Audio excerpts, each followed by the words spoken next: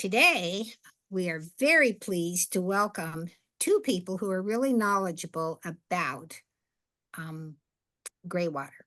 First speaker will be Brook Sarson. She's the owner of Catching H2O. She has been engaging San Diego, Orange, and Riverside counties in the conversation of community reliance since 2008 by holding workshops and tours and working with local policymakers, municipalities, and educational institutions. She is a member of the IRWM Regional Advisory Committee, and I cannot remember what that stands for, but it's something very good. Brooke, can you tell us what that stands for? Integrated Regional Water Management Group. There you go. Her companies have supported the development of several rebate programs over the years, including the City of San Diego Rainwater Rebates and San Diego's Waterscape Rebate Program, as well as help jurisdictions to better understand how to guide graywater permitting. Catching H2O has installed dozens of permitted graywater systems throughout San Diego County. Her engineering background perfectly complements the permaculture design framework she uses to approach design problems. She gained a BS in electrical engineering and a BS in applied mathematics. Oh my God. From the University of the Pacific in Stockton, California in 2001. She gained her permaculture certificate in 2008 from ECOSA Institute in Prescott, Arizona. Brooke has also completed the Watershed Management Group Harvesting Certification course, as well as a Watershed Restoration course with Greg Spoonholtz. Brooke received the Water Warrior Award from the Surfrider Foundation in 2011 for her on-the-ground work in water conservation. So, Warrior Brooke, I'm turning it over to you, and thank you so much for being here today. Thank you. It's wonderful to be able to talk to you all. I mean, I'm saying you all in the everybody's who's watching the recording as well. And I'm really excited about the work that you guys do supporting democracy. And what better way to support democracy than to become educated about the issues facing our communities. So thank you guys for your work. I have 15 minutes and I'm gonna go over today with you guys just some nuts and bolts about graywater do's and don'ts and permitting throughout the county. And then leave it to Dadla to go into more detail about how to implement graywater. But we can't start the conversation about graywater unless we start with what is graywater. There's a lot of misunderstanding about that. Graywater is water from your showers, it's water from your bathroom sinks, and it's water from your laundry. It is not water from your toilets, obviously, but it is also not water from your kitchen sinks or your dishwashers. That's considered black water by the state of California, and it poses more complication when you're trying to use it in your landscape. So we're not talking about those types of waters. So just like a kind of a broad overview of Chapter 15 of the California Plumbing Code, some of the main points are that you must have a diversion back to the sewer or septic. So in a lot of cases, what we use is a three-way valve, which I'll show you a picture of. But you could also just have like a different pipe that it gets routed through. That way, if there's an issue with it's raining too much and there's water pooling and flooding everywhere, you don't want to release bacteria-laden water out into the area. Or if you're going to put something down the drain that you don't necessarily want in your yard, then you can send it to the wastewater treatment facility and send it out to the ocean instead. Another misunderstanding is that water cannot be stored more than 24 hours. So a lot of times you'll see a tank associated with a graywater system, but those tanks are simply surge tanks. They are not storage tanks. This water does have bacteria and it will go anaerobic. If it's stored more than 24 hours, it gets stinky. It's just really gross. So you don't want to store gray water. You cannot spray gray water. So if you are putting it into an irrigation system of some sort, you're not going to be like pressurizing and spraying it, aerating it into the air. You would have to filter it to a crazy level, which is very expensive and requires a lot of maintenance to be able to get it to the kind of water quality that would be sprayable. And you do need to release it under at least 2 inches of something. So we prefer mulch because that allows you to harbor microorganisms that will help take care of all the bad bacteria and stuff.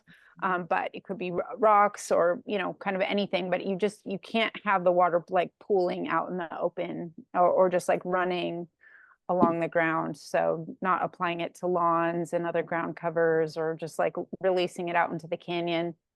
That's the no ponding or runoff. And you can't like share your water with your neighbors, whether they want it or not. You want to keep all the gray water on your site, so it can't go into the storm drain, can't go into the public lands like the canyons, or if you're releasing it close to the property line and it's like flowing onto your neighbor's yard, that's also not okay. Those are just kind of like some big picture takeaways from the plumbing code. Just briefly, I thought I'll just go over a few basic systems that are related to gray water. Gray water is not one thing. The simplest system that you can install is a laundry to landscape system, and it does not require a permit because you don't need to alter the existing plumbing or electrical of the house. And so I think Dadla was probably going to go into some detail about how to install these systems. Again, you don't need a permit for the system, but you still need to abide by the code, things like releasing the water under mulch, not, you have to make sure the setbacks are in place and you're not letting it flow onto other people's properties. You can also get gray water from your shower. Now, this is probably going to be this picture is depicting a gravity system. So it's water coming out of your shower, maybe your bathroom sink, going through a 3-way valve and then flowing into the garden. There's no pump involved, no storage or surge tank. It's just going to be released into kind of pits in the ground, shallow pits in the ground that will allow the water to pool and soak in at the root systems of the plants. Getting a little bit more technical, but still not what some people think of as like, you're just going to use gray water like you use any water and put it into a drip system. That's much more complicated, costly, and more maintenance. But a simpler version of that, which you can use whether it's a single fixture or multiple fixtures in the house, is running the water to a surge tank and then pumping it out into the landscape, similarly to laundry to landscape at this point, where you're kind of flood irrigating at different points in the yard. You have to create the pits in the ground to be able to contain those.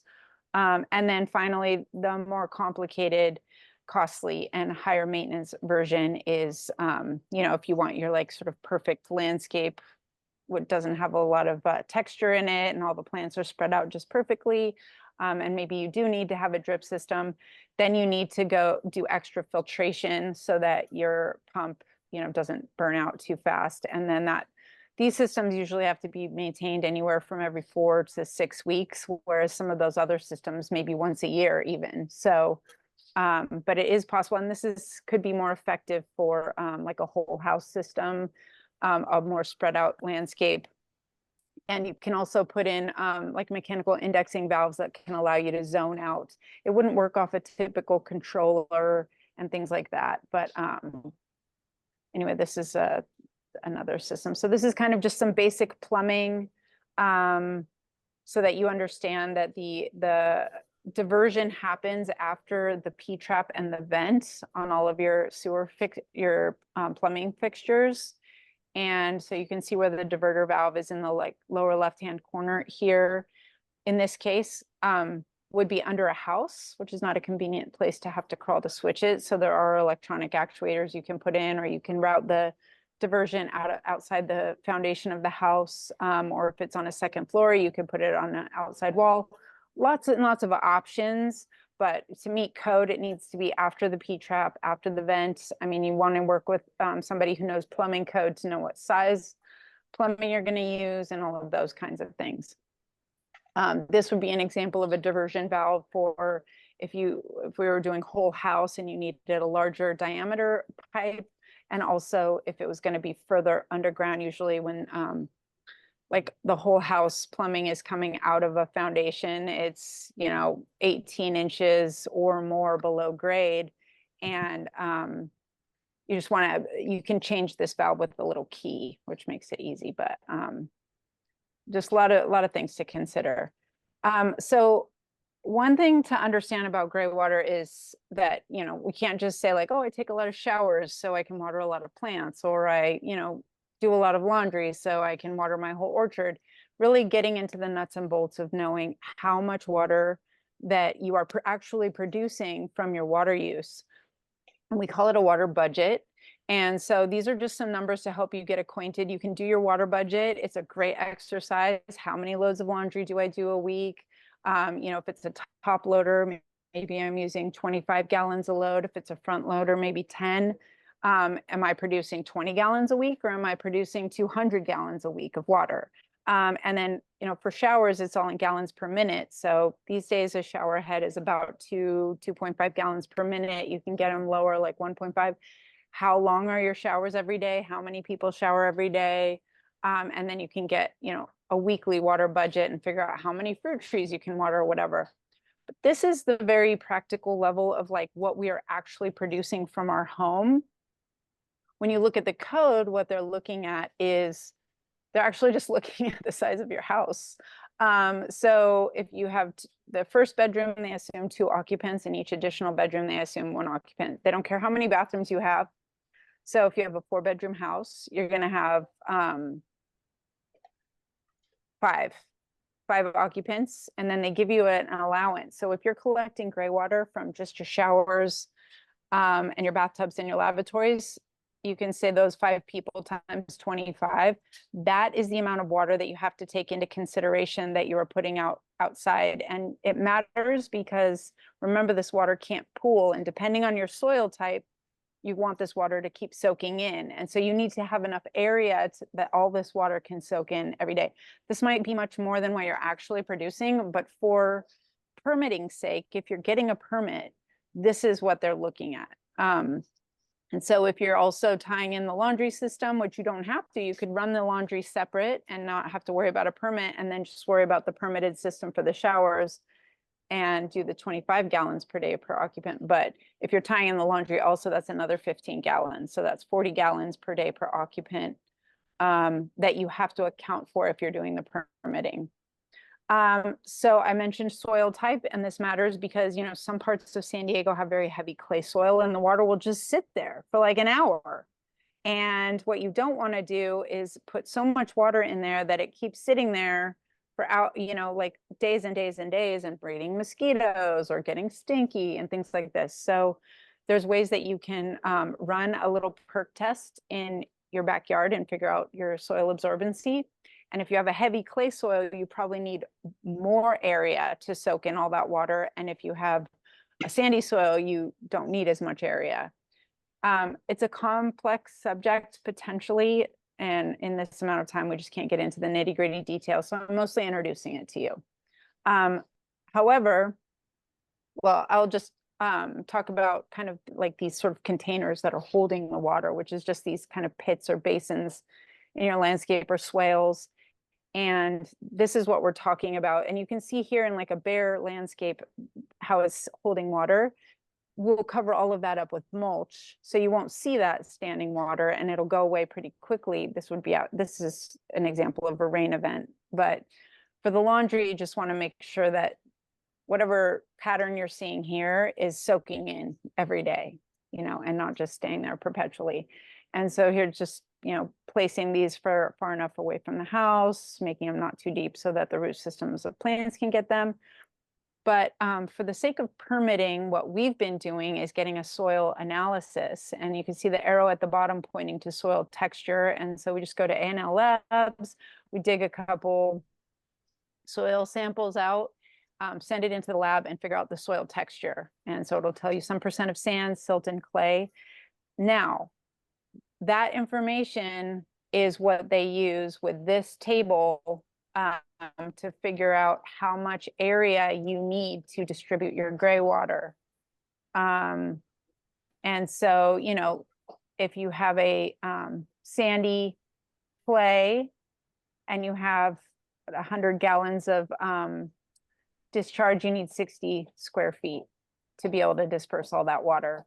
And so that's what they're looking when you're applying for the permit. They're looking for your paperwork to show this, that you've identified these areas, that you have enough room to disperse this water.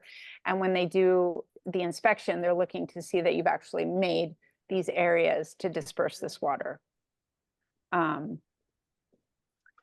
finally, you know, there's the location, the setbacks and stuff for different things from building, you know, whether it's a surge tank or the actual disposal field where you have it, how close it is to building structures or property lines, all of this kind of stuff.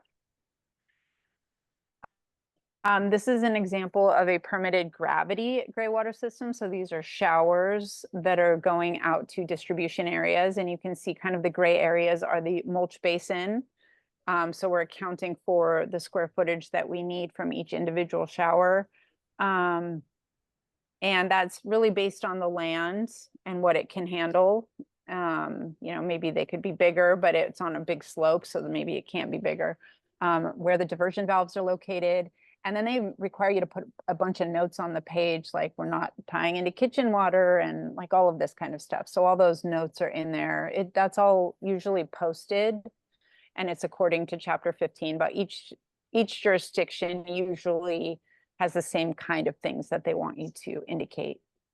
So we showed a cross section of a mulch basin, like the pipes coming in, it's in a valve cover box, it's all filled with mulch, the basin's about 12 inches deep.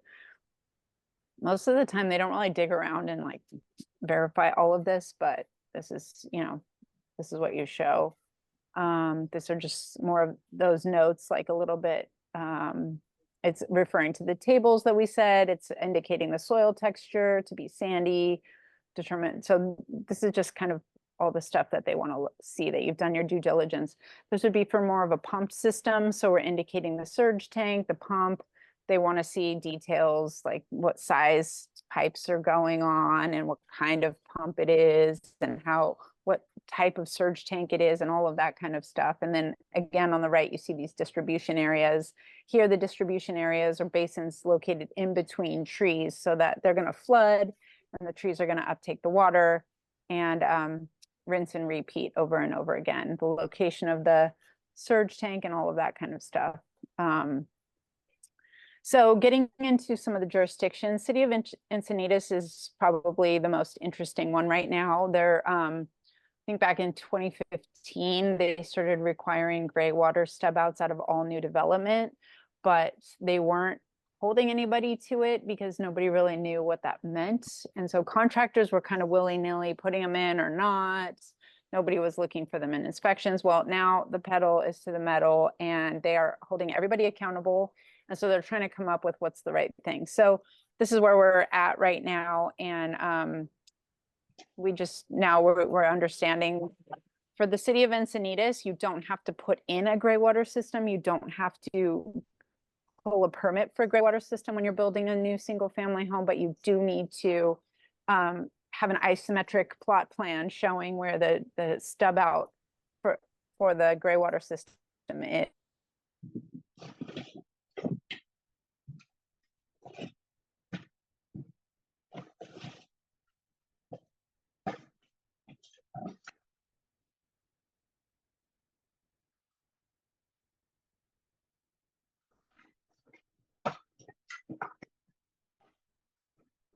Do submit gray water plans at a certain point, but I don't know when. If you are going to put in a gray water system, don't do the bare minimum to get your house built, because if you don't take into consideration how this gray water system is going to work, most likely by the time you water supply agencies are not no, but I'm talking ones that are talking about gray water. Is usually wastewater and building agencies. That's, I mean, that's like the overview. Thank you very much, Brooke. We're gonna move over to Dadla now. I just have a couple of quick slides real fast. Oh, I'm sorry. I thought you were Yeah. done. No, that's okay. I just wanted to say that concludes kind of like the overview of permitting, but I did want to let you guys know there's some great resources out there on Graywater. And these are some books. I have my website there, my email, graywateraction.org, harvestingrainwater.com, oasisdesign.net, all great information.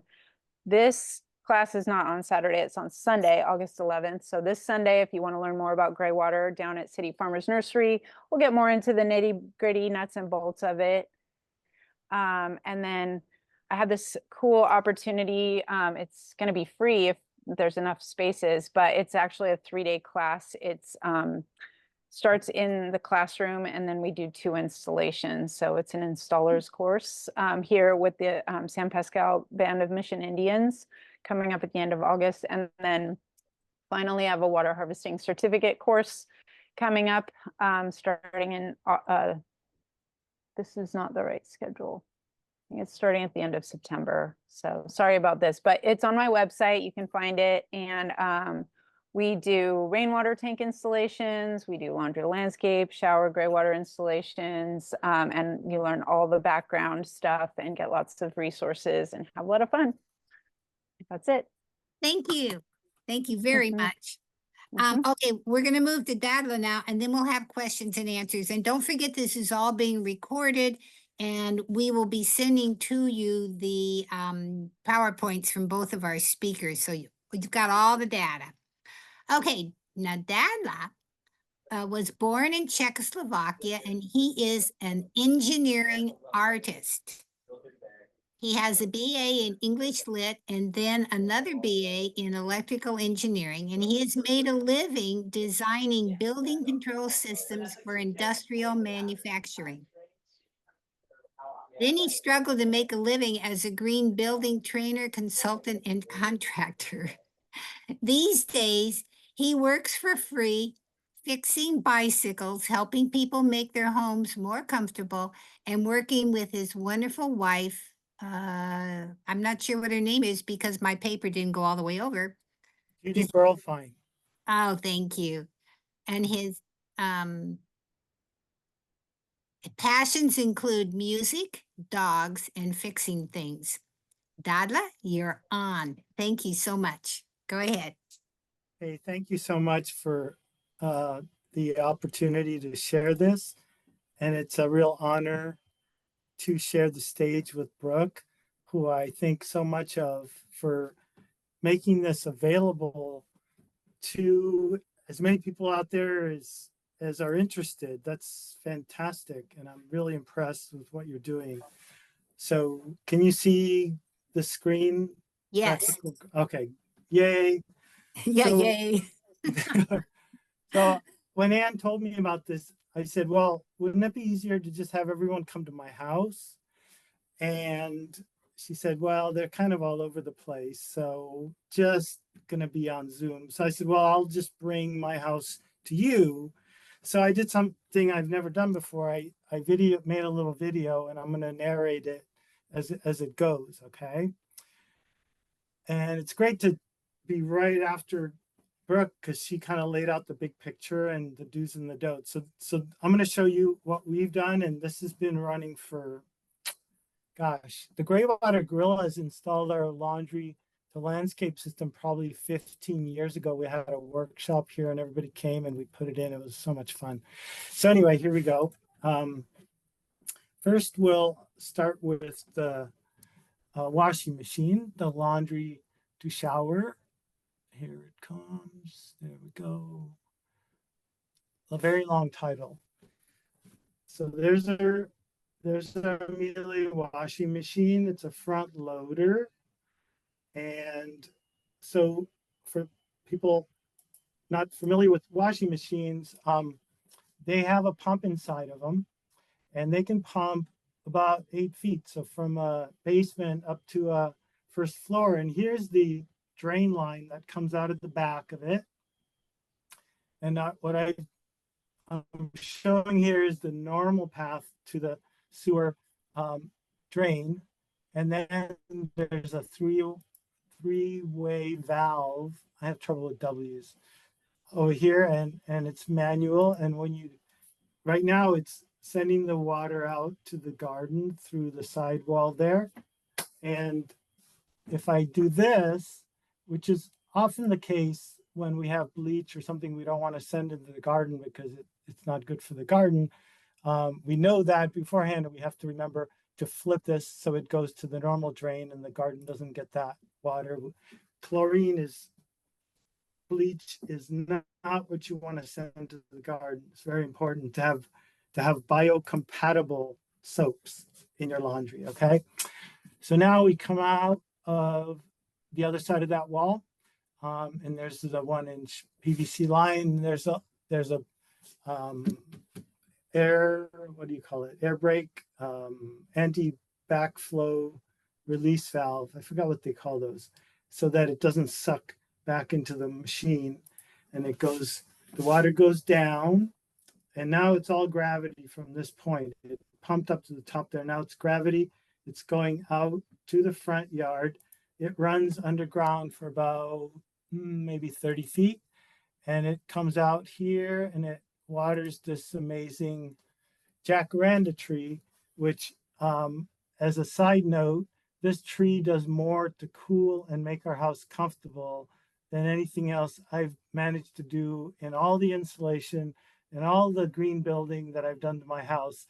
This is magic, this tree, because it's on the west side. Okay, so here, this is very important. This is our dog. His name is Sam. Sam is part of everything I do now. So let me orient you. So right here, under about 2 feet down, that line comes out from the washing machine. And there's you can't really see, but there's a little dry creek that goes to the right and then to the left. And it's letting not only the gray water from the washing machine come through here and infiltrate and water all this wonderful landscape, but we also take this gutter, and when it rains, this water right here also goes into here. And for 3 hours in a rain event, we do not send water to the street, which I think is really fantastic. So that's all accomplished by the simple application of mulch and a good design. So again, this is the top. So the water comes out down here. I didn't go digging down there for the 4-inch line where it comes out, but it flows along here and it goes down to the, eventually it'll flow into the street, but it has to rain a whole lot for it to do that. Okay, so at this point I would say, do you have any questions? If not, is the best practical thing to water. Maybe a fruit tree would be great, or just some landscape like we have. And then can you get from the washing machine to there by digging a trough and putting in that line? And if you can, you're good to go. See how simple that is. Now this is a little more complicated, but I'll show you. And we've been using this for, I don't know, 15 years. Here's the shower, and there's the valve. And when you take the shower, you get all this amazing resource of water, and it goes down into this drain right here. Okay, and normally that would go to the water treatment plant, but in our house, it doesn't. It goes underneath the shower pan, and it gets captured by this three-way valve, which is hard to say and it's hard to see also. But the tricky thing here, you guys, is not everybody can get access to this. So if you can't get access to this, you can't do shower. That's why it's so important to pre-plumb these things when you build the house, like Brooke was saying. And it's really good that there's laws about that, because you cannot get to this once it's all said and done. But luckily, I say luckily, I didn't design this actually knowing I'm going to do this, but our house has a raised foundation that's enclosed. So it's like a little half basement. And I didn't actually plan this. I would like to say I planned this, I'm brilliant, but it just so happened we had that. And I was able to then install the shower system, which then made it super simple.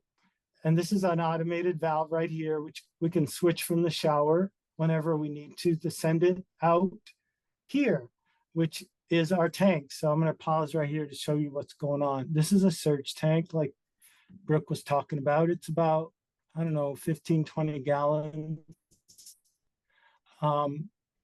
And the shower water comes here through this 2-inch line, goes into the tank, and it gets pumped to the garden. And then if it overflows, and this is really important, there's an overflow line right here. It goes back to sewer. That's critical, okay? I mean, it may look kind of complicated, but it's really basic. I try to keep things simple as possible. So that is the plumbing, and now I'm going to show you what goes on inside. So now we've got someone taking a shower, okay, and it's going into here, and inside of here there's some filters.